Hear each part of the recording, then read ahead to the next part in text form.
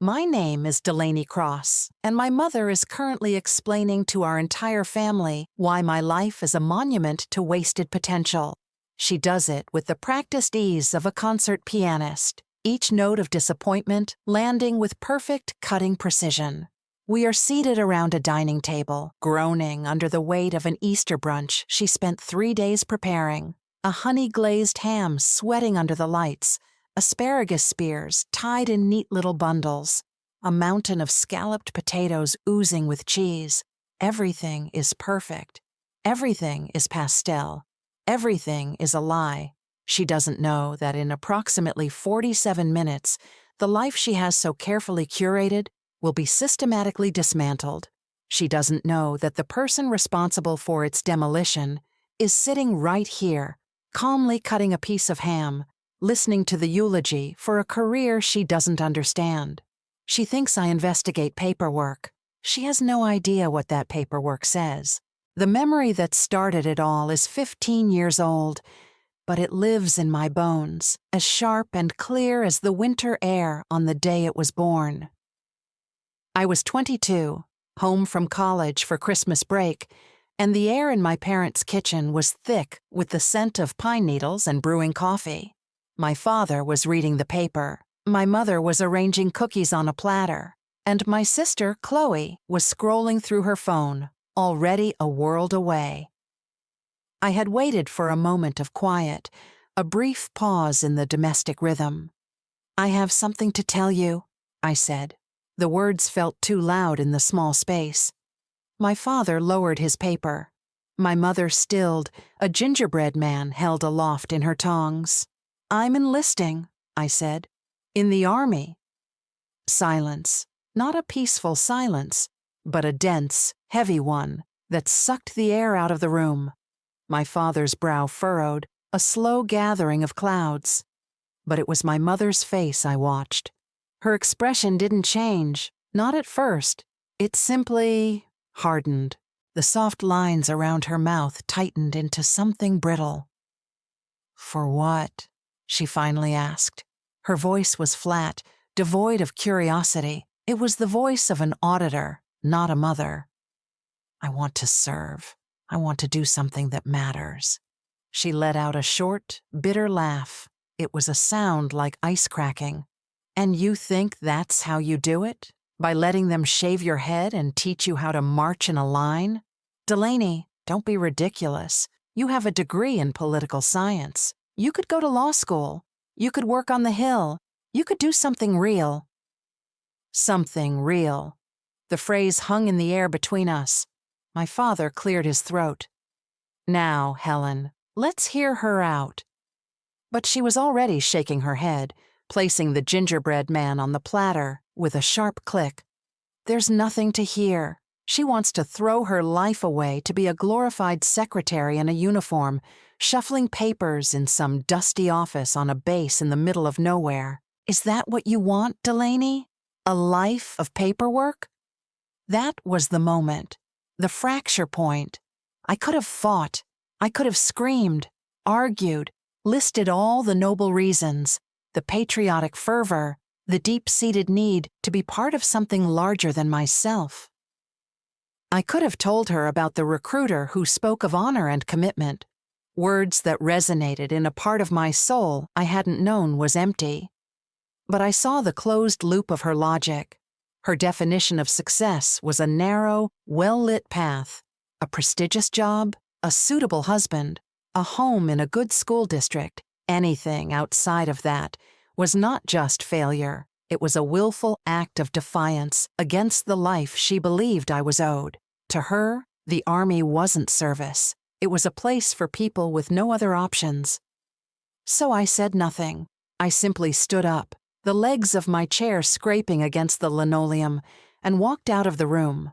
I chose silence, not because I was weak, but because I understood with a sudden and devastating clarity that my words had no value in that house. My truth was not a currency she would ever accept. The silence became my armor. I would build a life so far outside her understanding that she would have no words left to diminish it. The years that followed were a montage of things I never told her. The sting of tear gas in basic training, the world dissolving into a blur of green and searing pain, the bone-deep exhaustion of officer candidate school, where my mind and body were broken down and rebuilt into something harder, something more disciplined, the quiet pride of my commissioning ceremony, the heavy gold bars pinned to my shoulders by a commanding officer who saw potential, not disappointment. I didn't tell her about the move to the Military Police Corps or the grueling 13-week course to become a CID special agent. I didn't describe the mock crime scenes we processed in the humid Georgia heat, the smell of fake blood clinging to our clothes. I didn't tell her about learning to read the subtle language of a lie in a suspect's eyes, the flicker of a pulse in their neck, the sweat beading on their upper lip. My life was a litany of secrets. The first dead body I ever saw. The first time I had to draw my weapon. The first time I sat across from a soldier who had committed an unspeakable crime and had to listen, impassively, as he recounted every detail. I didn't call home from a deployment to Germany, not because I was too busy, but because the sound of their casual complaints about the price of gas or a rude store clerk felt like they were being broadcast from another planet. My world had become one of high-stakes interviews, classified documents, and the constant thrumming awareness that a single mistake could cost someone their career, their freedom, or their life. My mother imagined me in a beige office, stamping forms from 9 to 5. The reality was a series of sterile interrogation rooms, dusty field offices, and late nights spent staring at evidence boards, trying to connect disparate threads of human greed and violence. The paperwork she so easily dismissed was made of sworn statements, forensic reports, financial audits, and surveillance logs. It was the architecture of justice, built piece by painstaking piece. I learned to live in the space between their perception of me and the reality of my existence. It was a lonely place, but it was mine. I had earned it. In the Army, I wasn't Helen's disappointing daughter. I was Special Agent Cross. My rank, my credentials, my reputation, they were built on merit, not on anyone's approval. My silence with my family wasn't a retreat, it became a fortress. Inside its walls, I was who I was meant to be. They could keep their narrow definitions. I had the truth, and the truth was about to come knocking on their door. The catalyst for my return to this pastel-colored hell was my sister, Chloe. She had called a month ago, her voice tight with a forced cheerfulness that never failed to set my teeth on edge. "Easter brunch, Lainey. Mom's making her ham. You have to come. For me." I knew what it was. It was a summons for the annual family portrait, a chance for my mother to display her 2 daughters, the successful one, and the other one. Chloe had done everything right. She'd married Mark Jennings, a handsome, ambitious defense contractor who made a disgusting amount of money. They had a sprawling house in the suburbs, 2 perfect children, and a golden retriever. Chloe was a walking, talking embodiment of our mother's dreams, and I was the cautionary tale. I came because I loved my sister, and because I knew this would be the last family gathering of its kind. The knowledge sat like a stone in my stomach, a cold, heavy secret that made the festive atmosphere feel obscene. Now, at the table, Mark is holding court. He's telling a story about a recent golf trip with a congressman, his voice booming with the unearned confidence of a man who has never been told no. He's handsome in a generic way, with perfectly coiffed hair and a smile that doesn't quite reach his eyes. I've never liked him. Even before I knew what he was, I sensed a hollowness at his core. "And so I told him," Mark says, leaning back in his chair. "The problem with government is waste. You've got these lifelong bureaucrats, these paper pushers, who wouldn't know a real-world problem if it bit them. They spend all their time investigating nonsense instead of doing anything productive. He winks at me across the table. No offense, Delaney. A ripple of uncomfortable laughter goes around the table. My father shifts in his seat. Chloe gives me a small, apologetic smile. My mother, however, beams at her son-in-law. "Mark is so right," she says, placing a perfectly browned dinner roll on her plate.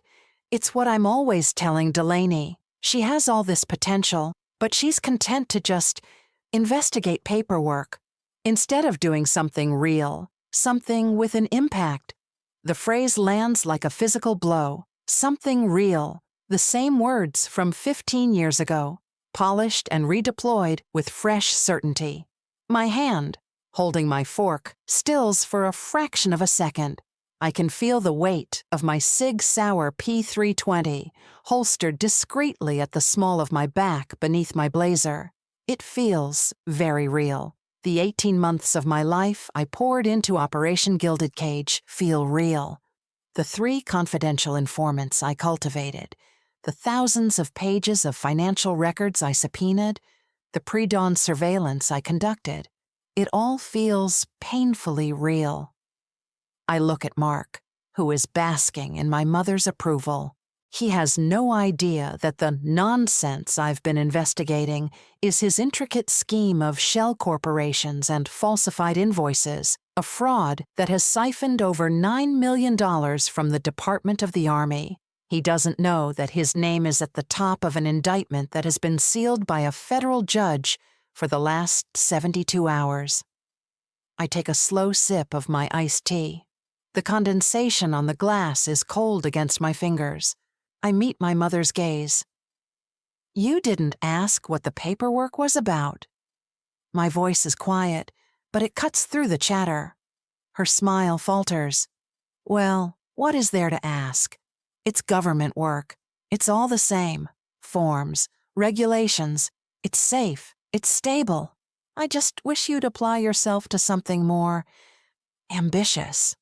"She's a special agent, Mom," Chloe interjects softly. "It's a big deal." "Of course it is, dear," my mother says, patting Chloe's hand with a dismissive air. "It's a lovely, stable career. We're all very proud. I just worry that she's not living up to her full potential." My potential? It was a concept my mother owned, a property she felt I was mismanaging. She saw a brilliant mind wasting away in a bureaucratic bog. She had no framework to understand that the bog was a battlefield and the paperwork was my weapon. I say nothing more. I let her words hang in the air, a final testament to her ignorance. I check the time on my watch. 10 minutes. My team is in position. The local police have been briefed to provide perimeter support. Everything is moving according to a plan I wrote and rehearsed a dozen times. The precision of it is a comfort against the messy, unpredictable emotions churning in this room. Mark pushes his chair back. "Well, this has been fantastic, Helen, as always. But I've got to make a quick call. Big deal closing tomorrow." He grins, a flash of white teeth. "Someone's got to do the real work, right?" He walks out of the dining room, pulling his phone from his pocket. My gaze follows him. In his mind, he's calling his partner to finalize their next move. In reality, the call will be flagged by the pen register we have on his line. A final piece of evidence showing his active participation in the conspiracy. He is sealing his own fate. The room falls into a comfortable lull. My father talks about his garden. Chloe shows my mother pictures of the kids on her phone. It's a perfect picture of a perfect family on a perfect holiday. And I am the ghost at the feast, the harbinger of a storm they cannot see coming.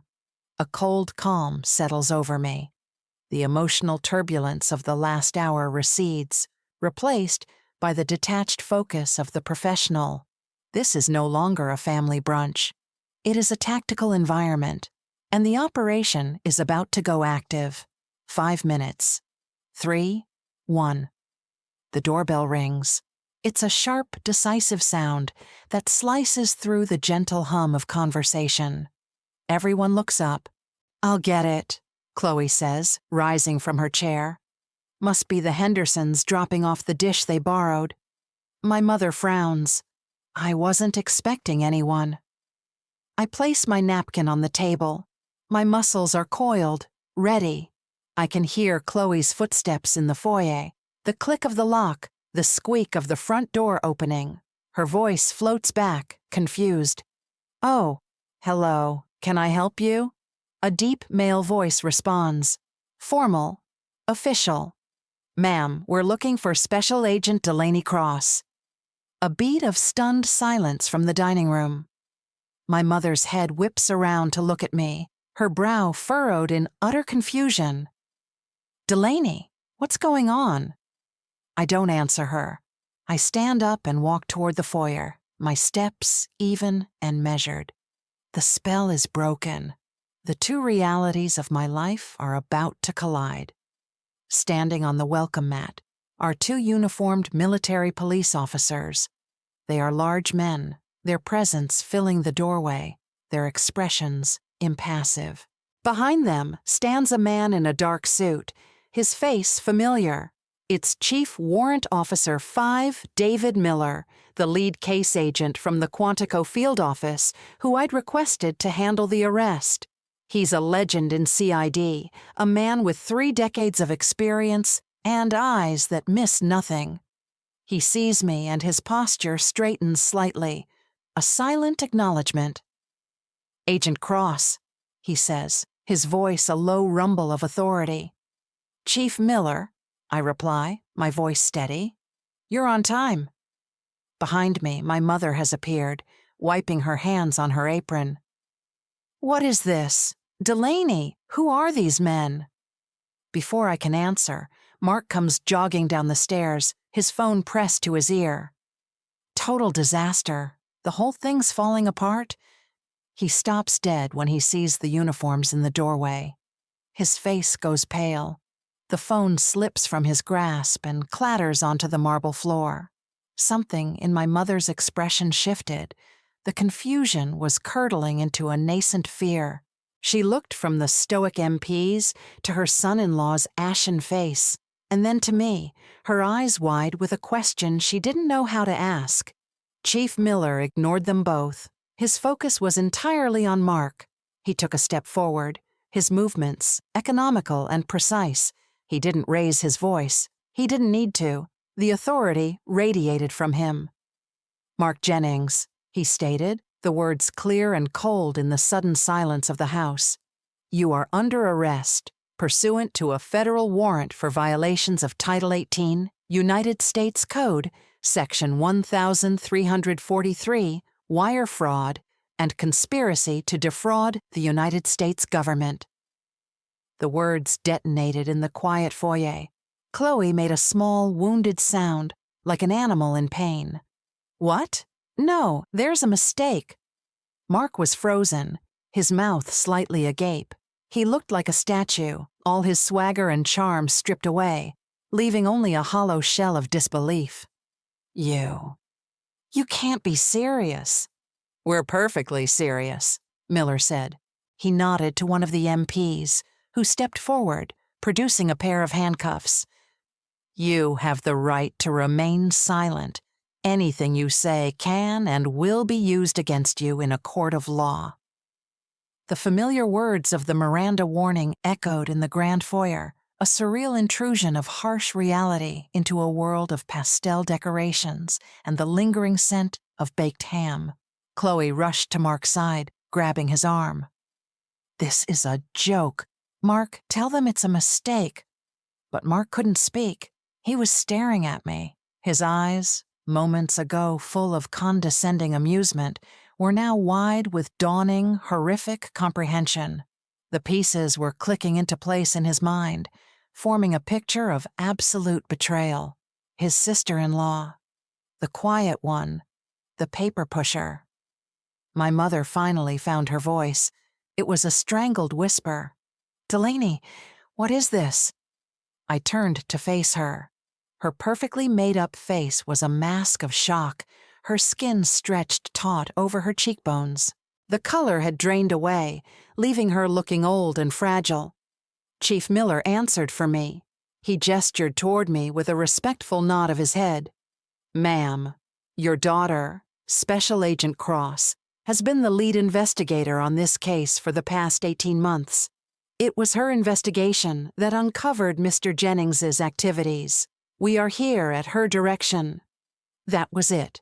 The reveal. No fanfare, no dramatic speech from me.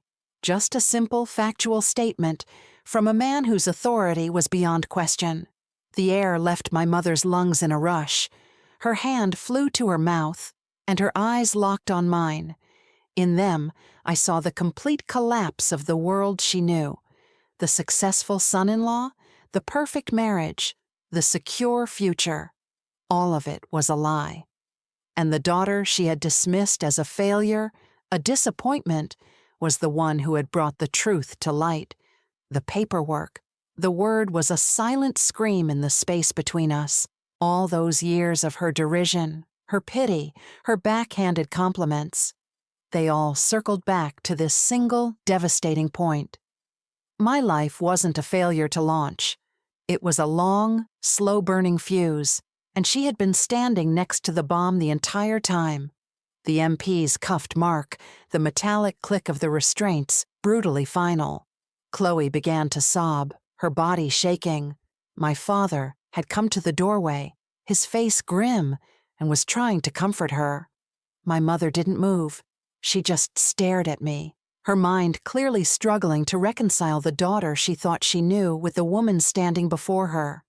The quiet, unassuming girl who sat at her table was a federal agent who had just arrested her own brother-in-law. It was a truth too large for her to process. "Agent Cross," Miller said, pulling my attention away. "The scene is secure. We're transporting him now."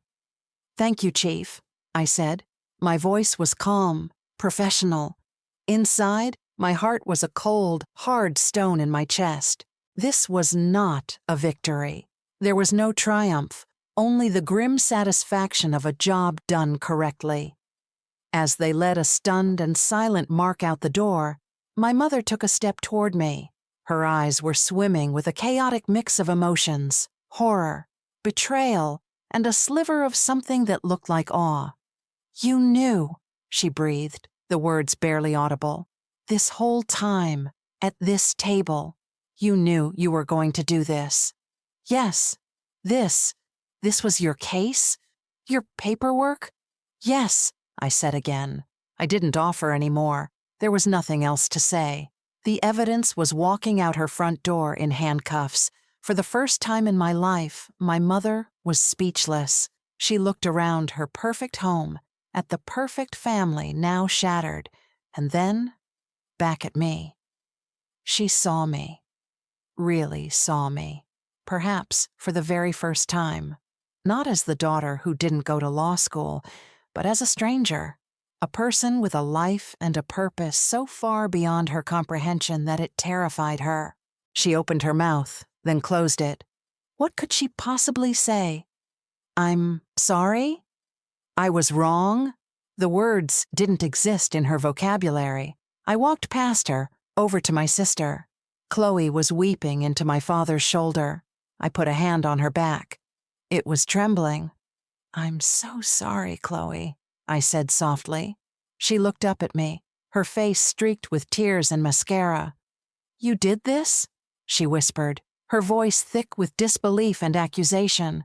"It was my job," I said, not because it was an excuse, but because it was the only truth that mattered. "He broke the law. He stole millions of dollars from the army, from soldiers." Her face hardened. "He's my husband. He's the father of my children, and you're my sister." The chasm that had always existed between us had just become a canyon. I had chosen my duty over my family. In her eyes, it was the ultimate betrayal. In mine, it was the only choice I could have ever made. I didn't stay. There was no comfort I could offer, no words that could mend the damage. The truth had arrived, and it was a wrecking ball. I walked out of the house, leaving the ruins of their perfect Easter behind me. The spring air was cool on my face. The sun was bright. The world outside was exactly as it had been an hour ago. But everything had changed. I got into my government-issued sedan and drove away. The image of my mother's stunned face burned into my memory. Silence had been my shield for 15 years. It protected me from her judgment, allowed me to build a life on my own terms. Today, that silence had ended. It had ended not with a shout, but with the quiet, undeniable weight of the truth. My work, my purpose, my identity. They were no longer abstract concepts she could dismiss. They were real. They had impact. I did not feel joy. I did not feel vindicated. I felt a profound and hollow sadness for the family I could never truly be a part of, and for a sister whose world I had just destroyed. But beneath the sadness was something else, something solid and unyielding. It was the quiet, steady knowledge of my own worth, forged in secret and proven in the open. Her recognition, when it finally came, was not a gift. It was a consequence. My name is Delaney Cross. My worth is not determined by the opinions of others. It is measured in the thoroughness of my work and the integrity of my actions. The paperwork is real. The truth survived. And so did I.